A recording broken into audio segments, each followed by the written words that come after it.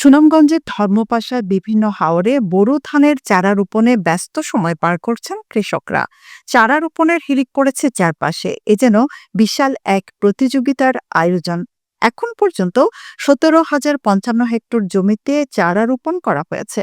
বাকি জমিতে চলছে চারা রোপণের কাজ। সময় মতো চাষাবাদ করে চারা রোপণ করতে পারায় খুশি কৃষকরা।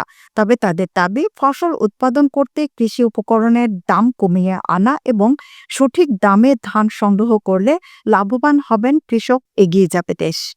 এদিকে কৃষি অফিস জানিয়েছে, এবছর 2 উপজেলায় মোট 6,000 কৃষকের মাঝে কৃষি কার্যক্রম সম্পন্ন করা হয়েছে। আমাদের দেশকে কৃষি সমৃদ্ধিতে এগিয়ে নিতে এবছর বোরো চাষে কৃষকদের সব রকমের সহযোগিতা করা হচ্ছে। চলতি বছরে বোরো চাষের লক্ষ্যমাত্রা পূর্ণ হবে বলে আশাবাদী কৃষি অফিসের। সুনামগঞ্জ জেলার ধর্মপাশা এবং মধ্যনগর উপজেলায় এই বছর 31,995 হেক্টর জমিতে বোরো আবাদের লক্ষ্যমাত্রা নির্ধারণ করা হয়েছে। আমরা ইতিমধ্যে 17,055 হেক্টর জমিতে শতকরা 55% জমিতে আমরা বোরো রোপণ কার্যক্রম সম্পন্ন করতে পেরেছি। কৃষকদের নিয়মিত মাঠ পরিদর্শনপূর্বক পরামর্শ প্রদান করেছি।